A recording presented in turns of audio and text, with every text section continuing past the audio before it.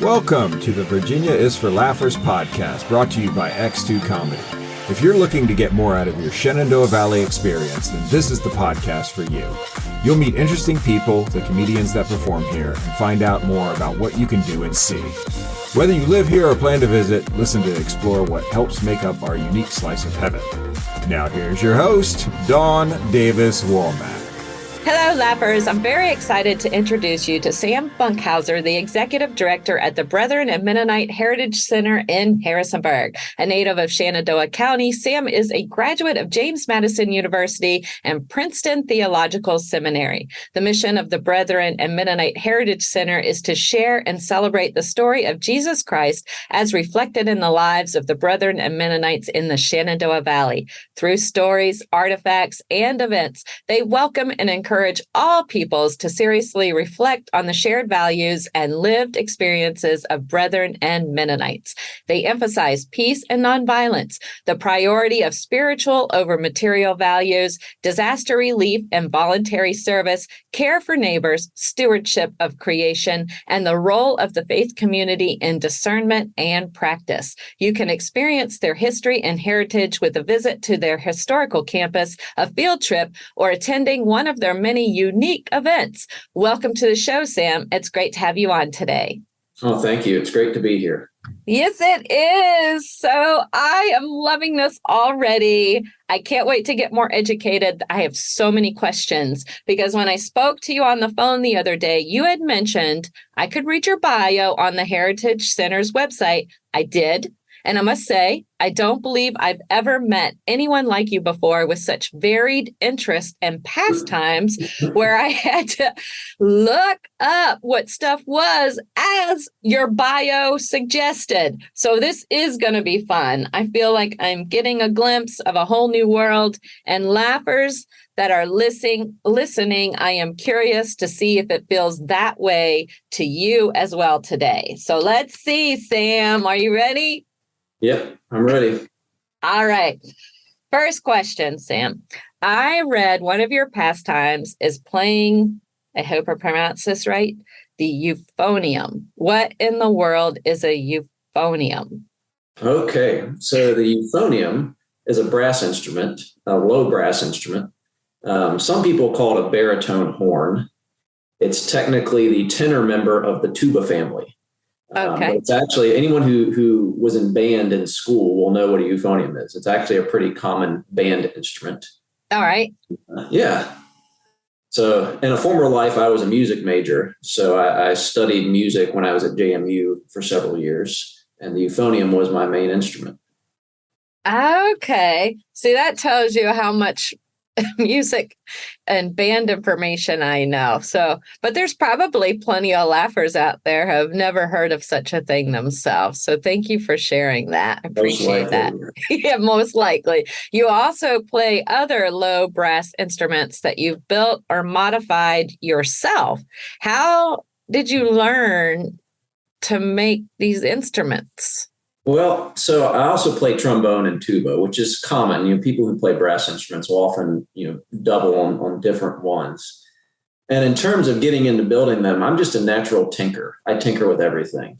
And, I've always been curious about the design of instruments and how they work and how they could be improved. So a couple of years ago, I just bought a propane torch and some solder and did a little research and got some parts from various instruments and started putting them together. And here we are.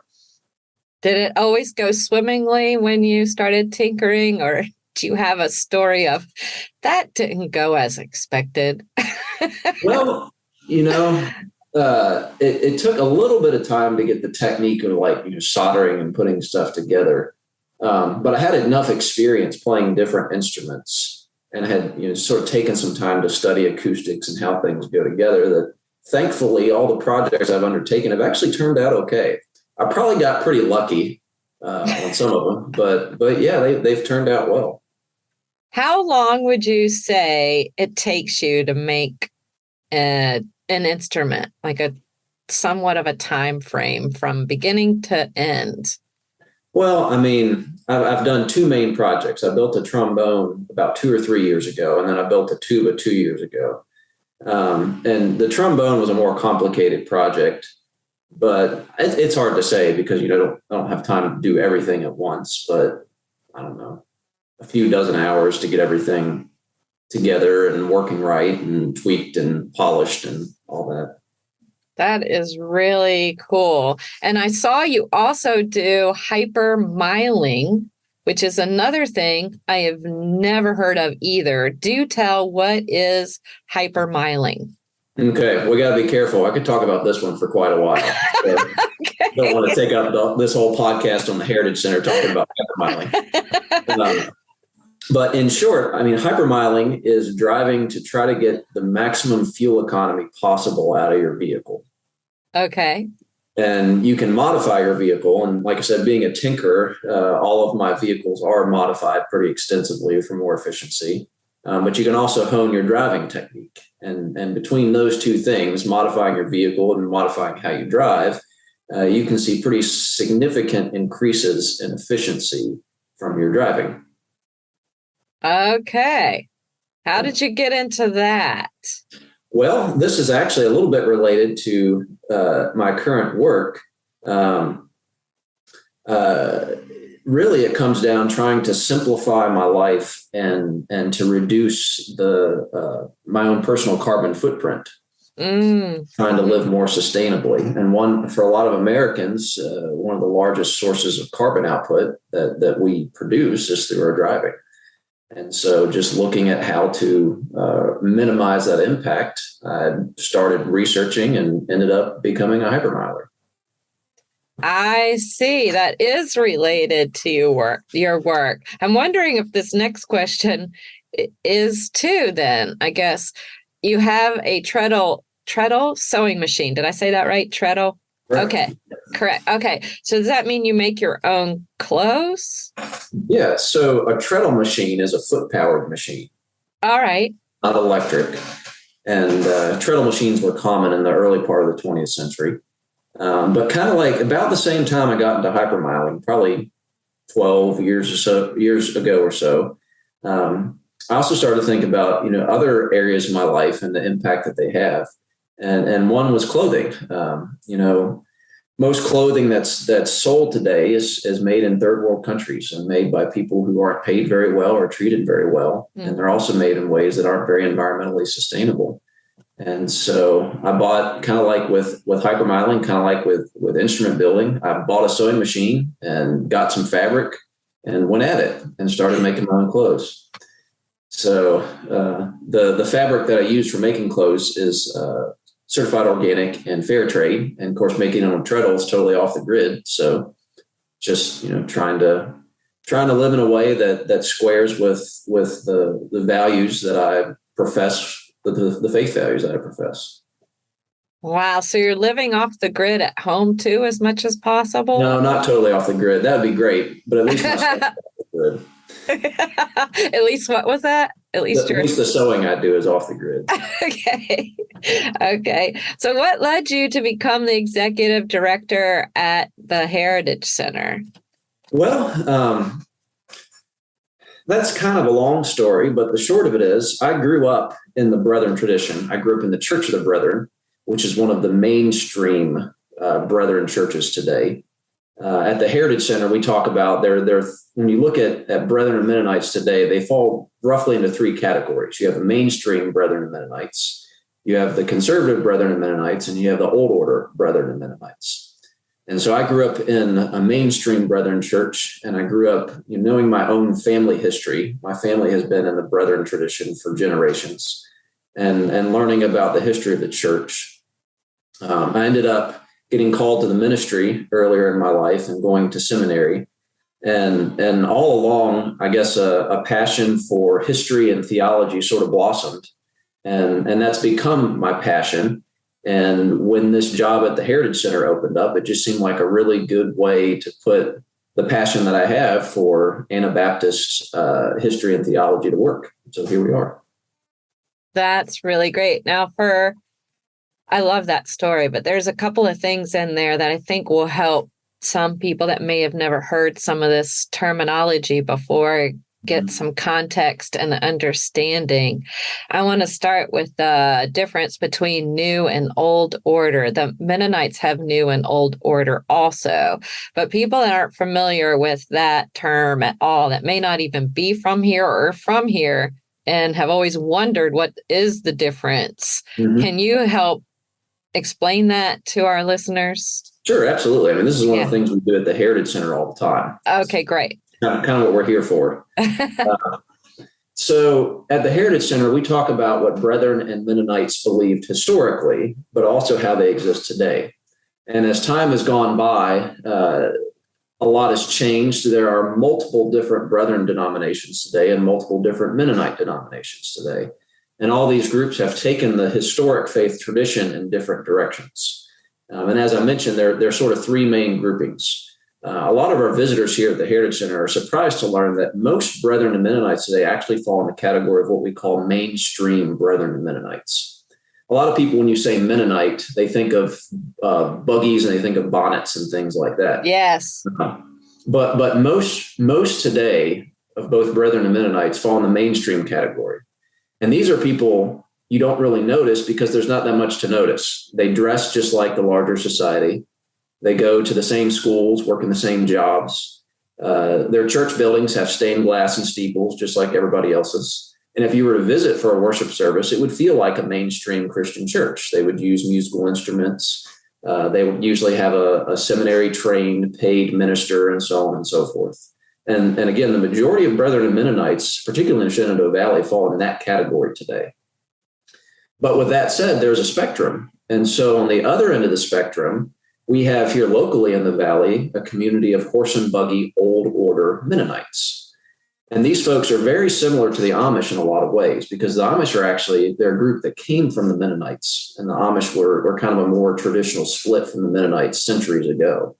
And so the horse and buggy folks would be the most traditional of the groups around here. And then in the middle, we have what are sometimes called the conservative Brethren and Mennonites. These folks dress plainly like the old orders do, and their beliefs are more traditional.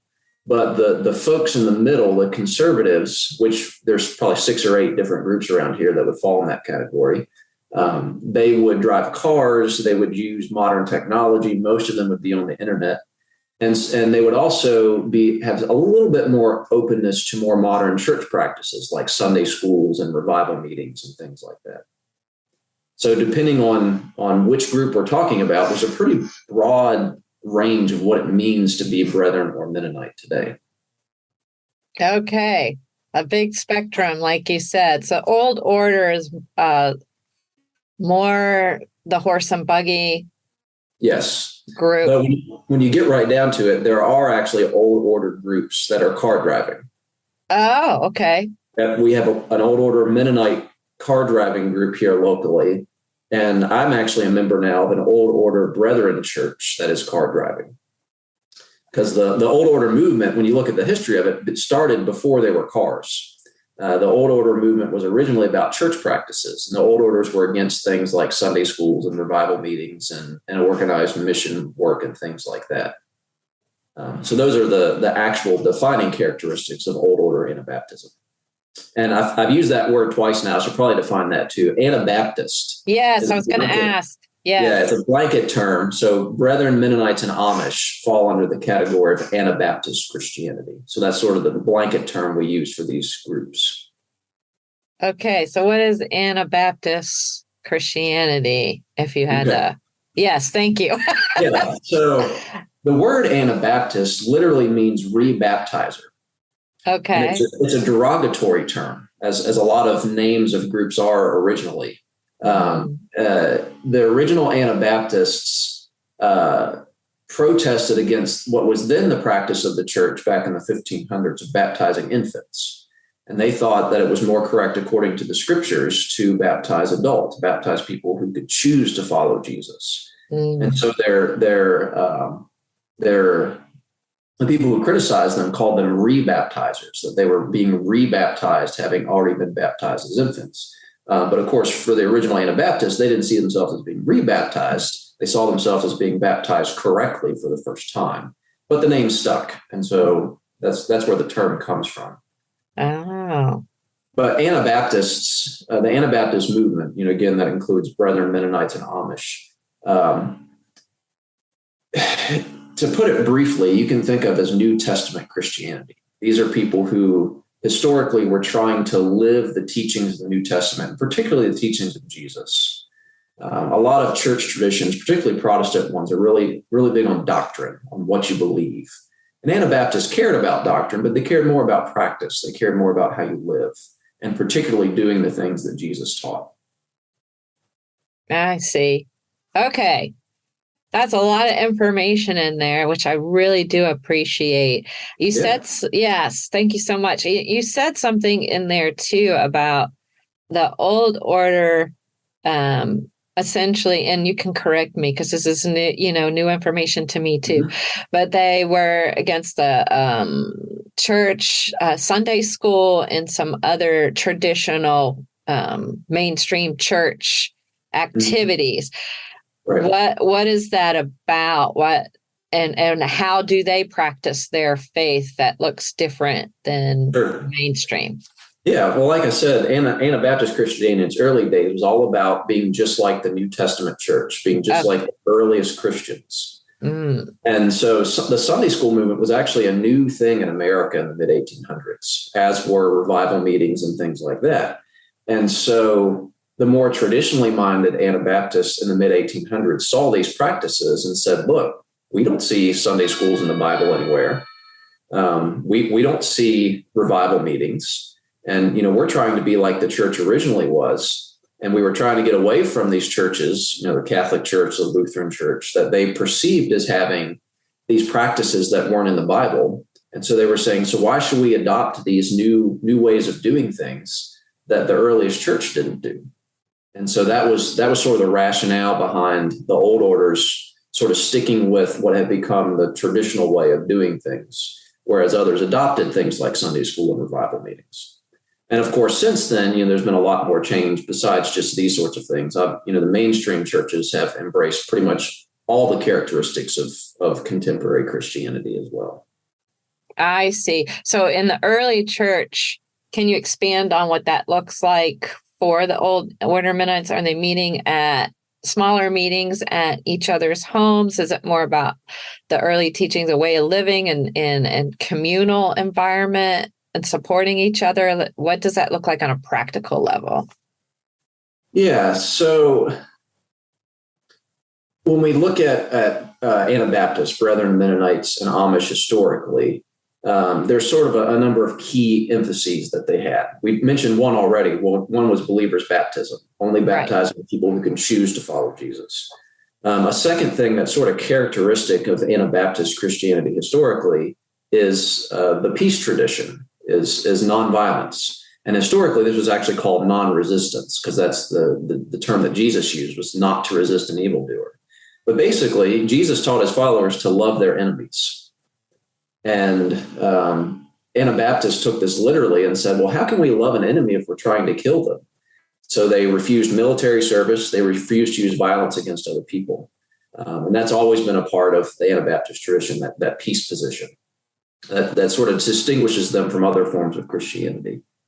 A third thing that Brethren and Mennonites had in common historically was a really strong emphasis on community, on supporting one another materially in the church, helping one another out with financial needs and things like that, and service, but also holding one another accountable.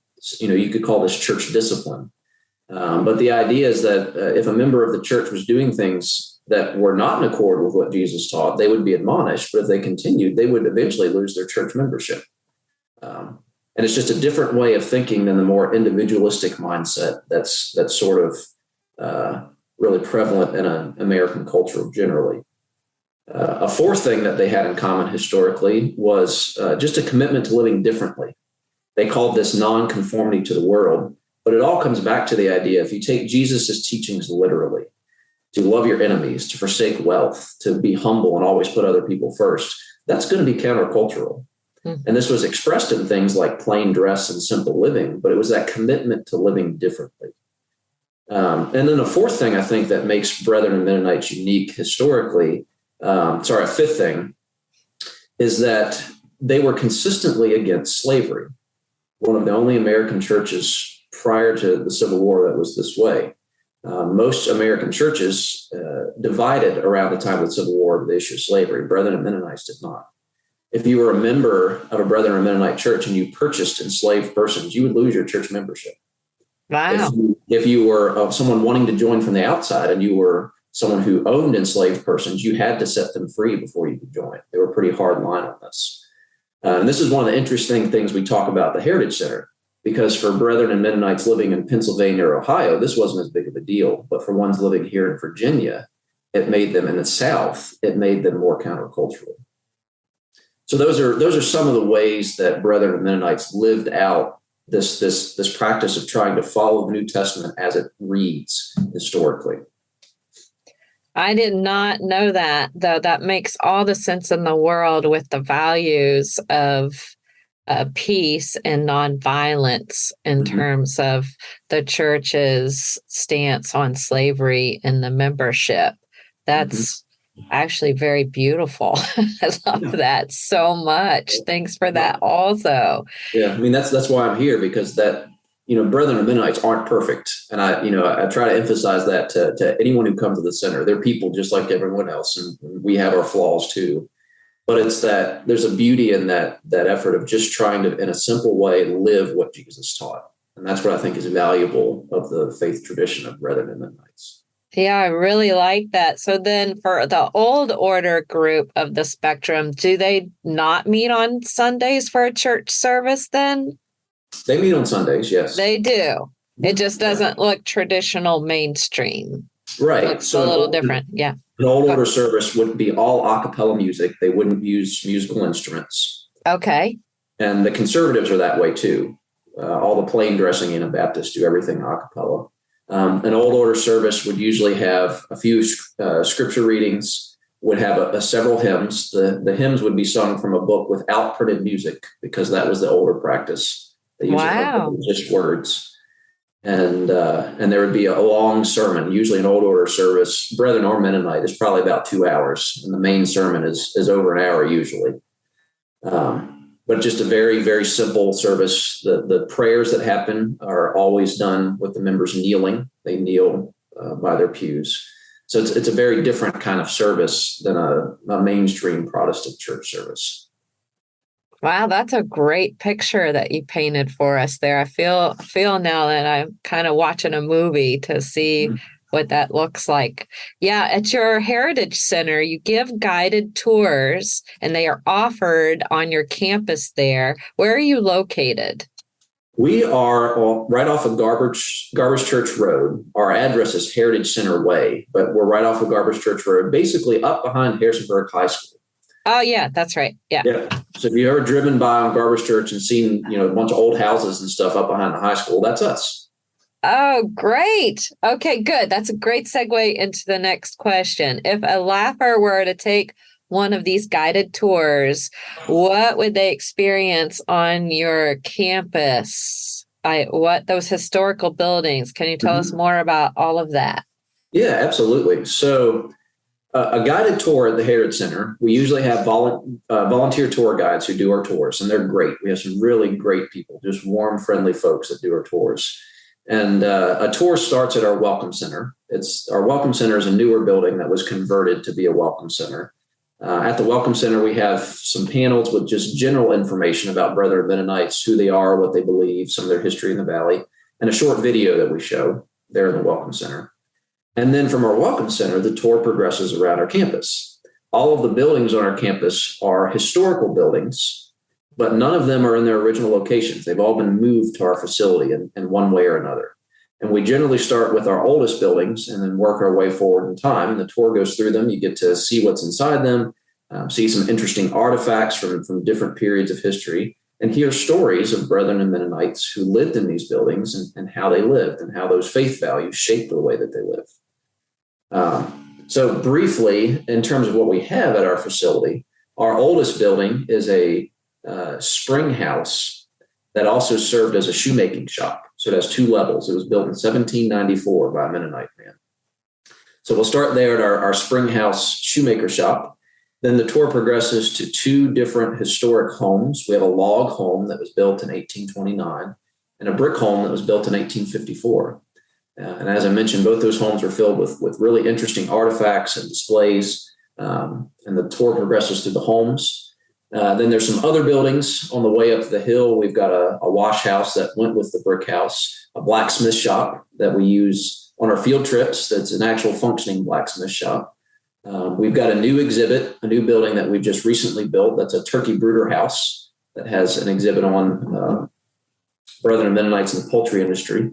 There's a little stop that we make and show you some timbers that were partially burned in a barn during the burning campaign of 1864. And then once you get to the top of the hill, we have a one-room schoolhouse that was built in 1904 in Matthias, West Virginia. It was a public schoolhouse, but it was built by Mennonites. And so we talk about that story. And then the last stop on the tour is a tractor trailer from the 1950s that has an exhibit in it that tells a story of a Mennonite preacher who held big tent revival meetings in the 1950s, 60s, and 70s. So it's a really interesting sort of slices of history that you get when you come for a tour. Yeah, most like period times from 1700s to early 1900s, it sounds like. Yeah, so 1794, and then the Bronx revivals went from 1951 to 1983. Okay, all right, a little mid-1900s. Okay, great. Are the tour guides? I guess they're tour guides, and are they in period dress? No, they're not. Oh, okay, all right, yeah. I got you. And what is a turkey brooder house? I don't know what that is. Okay. Help me out, Sam. So I grew up on a farm, but I grew up around beef cattle. So working on this project has been a learning experience for me too. Okay. But, in the wild, when a turkey hen hatches her chicks, she sits on the eggs to incubate them. And then once they hatch, for several weeks, they need warmth from their mother. So the chicks will come and sort of, when they need to get warm, they'll sort of hide under the mother hen until they're big enough they don't need that. Well, when you start farming turkeys and you incubate eggs artificially, you don't have a mother hen anymore. And so a brooder house, at least as the folks used them in the 1920s when they started farming turkeys commercially, a brooder house is a special little building with a heater in it for the baby turkeys to go in when they need warmth, like they would have under a mother hen. So it's a little building that they could go in for shelter and for warmth the first 8 weeks or so of their life until they don't need the extra heat anymore. And then they get moved to another place on the farm. And so this brooder house is, we have a little replica brooder house we just recently finished. And as I mentioned, it's going to have an exhibit in it that tells the story of Brethren Mennonites in the poultry industry here in the Valley. And that's your new fall exhibit that's coming. Is it currently operating or is it? We plan to have it finished and have a sort of opening event on October 9th. Oh, great. Yeah, and then after the 9th, it'll be a regular part of our tours. Oh, that's so fun. Yeah. When are the tours offered on campus there? We are open Wednesday through Saturday, 10 to 5 each day. Oh, that's great. So can people just show up? Okay, so they don't need a reservation. Is there a cost involved for the tour or a donation asked for? We operate on a donation basis, and our suggestion is $10 per adult, $5 per student, and children 5 and under free. Okay, great. Oh, speaking of children, you have field trips, I understand, for students, and they are thriving, you were telling me. What can you tell us about those, and how can educators book one or reserve one with you? Okay, I'll answer the second question first because it's straightforward. Okay. If you go to our website, there's a link at the top for field trips. Just read the information and follow the directions. And our field trip coordinator, Martha Reich, will reach out to you and go from there. So that's booking a field trip is pretty straightforward. In terms of our field trips, so we do field trips in the spring and fall each year, usually for 6 weeks in the spring and 8 weeks in the fall. They're on Thursdays every week. And with our field trips, they're geared towards kindergartners and first graders, though we do sometimes have homeschool groups and private school groups that come with kids of different ages. But these field trips are actually designed to fulfill the SOL requirements for Virginia history. Oh, yes. I didn't know that either. You are a wealth of information. Yeah, for kindergartners and first graders. And so what happens is when the kids come in the morning, they get divided up into groups, usually, 12, 13, 14 groups, depending on how many kids are there. We aim for about 100 to 120 kids each time. And every 15 minutes, the kids go around our campus to a different station. And we have a team of volunteers that does this every time, usually about 35 volunteers. And we have volunteers who serve as guides to move them around the campus. But then we have other volunteers who are usually in period dress, and they're the ones at these different stations. And what the kids do is they get to do experiential hands-on learning when they come for the field trips. So one station, they get to make ice cream. They get to hand crank ice cream. Another station, they get to go to a 19th century kitchen and churn butter. Another station, they get to go and use hand carpentry tools like carpenters would have used long ago. Another station they go to, they get to wash socks, and they go to the wash house and they wash a pair of socks, and they get to scrub on a scrubbing board and then hang them on a line to dry. They also get to see things like blacksmithing. We don't actually have the kids do the blacksmithing, but we have folks there who do blacksmithing for them to see how that's done. They get to go to the one-room schoolhouse and they get a slate, and they get to pretend like they're in a one-room schoolhouse from 120 years ago. Different sorts of hands-on activities like this, usually 12, 13, 14 different stations during the day they go to. That sounds like a load of fun. We moved here. It does. We moved here. My son was going into 8th grade at Thomas Harrison Middle School. So darn it, we missed all of that good fun. Yeah. Because I imagine the Heritage Center has been around for a while. How long has it been there? Well, the center, it was organized in 99. The first building was moved in 2002. And I think we first opened for tours in 2006. But I believe the field trip program started around 2010.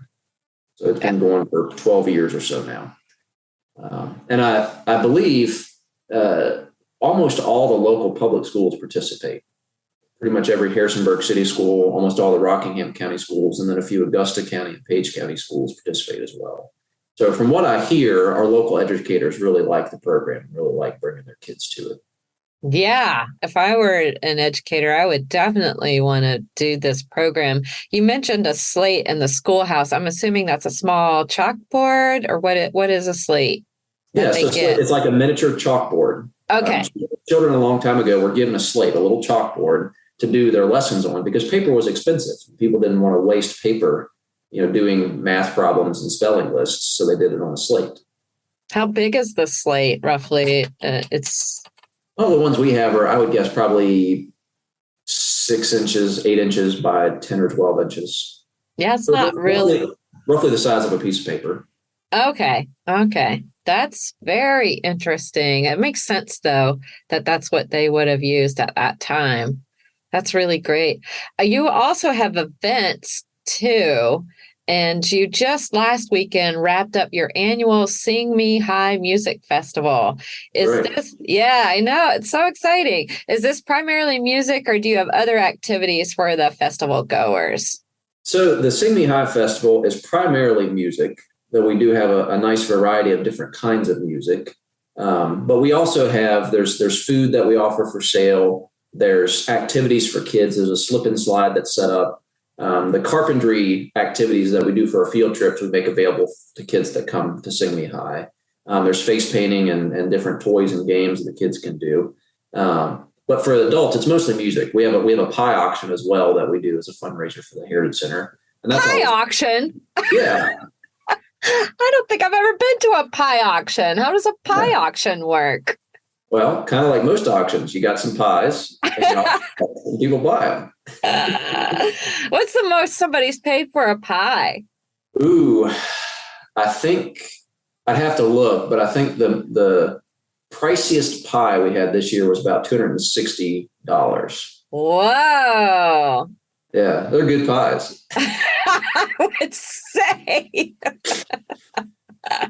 All for a great cause. This festival, is it open to just anyone who wants to come? They don't necessarily have to have a Brethren or Mennonite background to participate in the festival. That's correct. Yes. Okay. And is it held at the same place, roughly the same time each year? Is it at the Heritage Center? Yes, it's always at the Heritage Center. We set up a big tent that the performances happen under. And other tents for the food and things like that. We've had it, this was the 7th time we've done it, and it's usually been in late August. But we're thinking about doing it in September next year. We found that the last weekend in August makes it difficult, both for volunteers and for people to become, because that's usually when school starts, both colleges and local public schools. So we're planning to do it in the 3rd weekend in September this coming year, but still roughly the same time, late summer. Yeah, late summer. And so if it rains, you have the big tent kind of covering everyone. So it doesn't, weather shouldn't be an element for people to be a deterrent too much. That's great. What are some of the other events Laughers can experience? I was noticing there are some other events going on there. And are they all at the Heritage Center? What can you tell us about those? Yeah, almost all of our events happen at the center. The one thing that we often will do off campus is lectures. So depending on the year, we'll have guest lectures on different historical related topics. We haven't had any yet this year, but those will happen off campus because we don't have a good indoor space on our campus yet for things like that. But everything else happens on site. So some of the things that happen every year, we have, in no particular order, we have during the summer a Sunday evening Vespers series, a Sunday evening worship service series. Usually goes from June through August. And every Sunday night, we have this worship service in our amphitheater on our campus. So another thing we have on our campus, we have some woods on our campus. And we have a beautiful amphitheater. And we have these services at 7 p.m. that are open to the public. And what we try to do is we try to have a Mennonite speaker with Brethren musicians or vice versa to try to encourage mingling and mixing of all the different groups here in the area. So that's one part of our schedule that happens every year is those community worship services. We also have both an Easter and a Christmas event every year. We have an Easter sunrise service on Easter morning.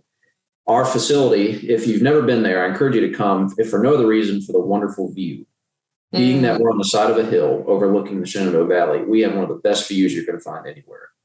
But we make use of that view for our Easter sunrise service. We'll gather up on top of our hill Easter morning in the 6 o'clock hour, and then the sun will rise during the service, and it's just breathtaking because we'll be facing east and you'll see the sun rising over the mountains. It's just a wonderful experience. So we do that every Easter morning. That's open to the public. We also do a Christmas event every year, and that is usually in December. We're thinking about changing our Christmas event and doing it a little bit differently this year, but I believe we might talk about that on another episode. Yes. So we'll save that for another time. But we do Okay. that every year. And like I mentioned, we often will have guest lectures, or we'll have events if we open a new exhibit. So this year we've opened one new exhibit already, and we plan to open another one in the fall. And so we'll have special events to open those as well.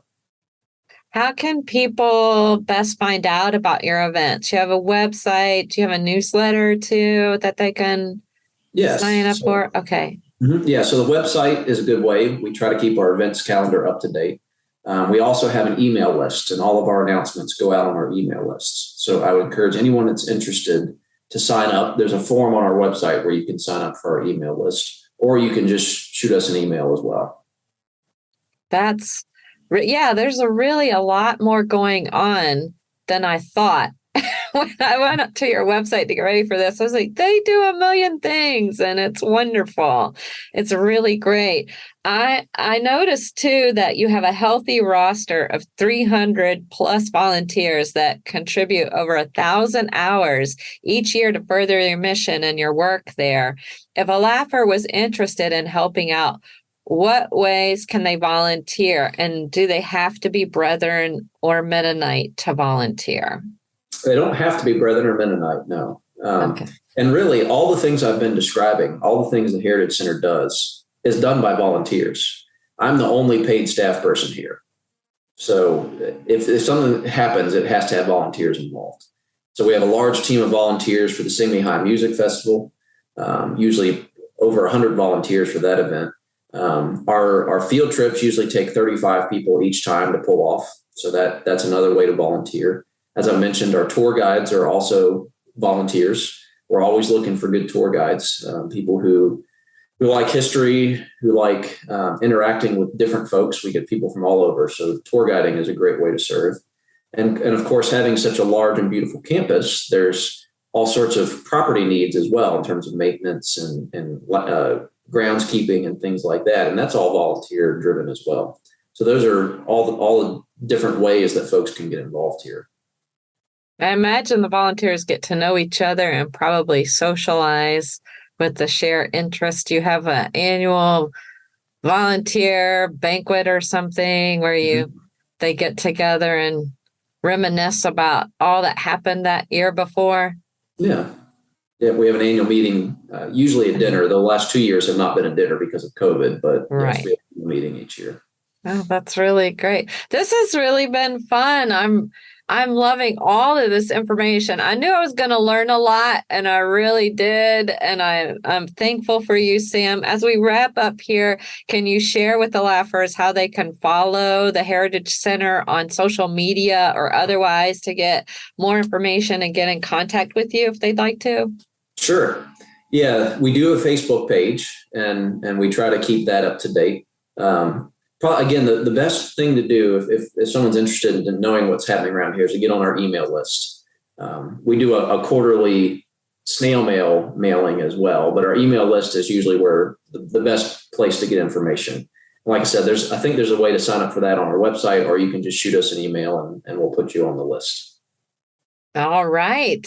And Laughers, we're going to put that website and information in the show notes for you as well. I'm going to mention it here in a moment for you also. So before I do and close, I want to thank you so much, Sam. This has been informative and really fun chatting with you today on all things Brethren and Mennonite heritage and ways of being. I feel like I indeed discovered a glimpse of a whole new world with rich history. Thank you so much, Sam. Oh, thank you. It's been a pleasure. Yes, and Laughers at the Brethren and Mennonite Heritage Center, visitors and volunteers alike engage with their values and faith traditions through the stories, artifacts, historic buildings, and experiential learning you heard about. Those opportunities are presented as an invitation to current and future generations to seriously reflect on the shared values and heritage of the Brethren and Mennonites in the Shenandoah Valley. Be sure to check out their website at Brethren Mennonite Heritage.org. That's Brethren with an REN Mennonite Heritage.org to plan a visit to the center, a field trip, experience their unique events, volunteer, donate, and much more. We'll be sure to put that website in the show notes for you as well as we just mentioned. And lastly, and most importantly, thanks for tuning in, Laughers. Out of all the podcasts out there, you picked us, and we think that's pretty darn special, just like you. Until next time, keep smiling. Bye. Bye. Thanks for tuning in to this episode of the Virginia is for Laughers podcast, brought to you by X2 Comedy. We'll be dropping a new podcast every Wednesday at 4 p.m. Eastern Standard Time, so check back for another uplifting episode. Come to an X2 Comedy show or let us bring a show to you. To find out more, head to x2comedy.com. Be sure to share us with a friend. Until next time, cheers.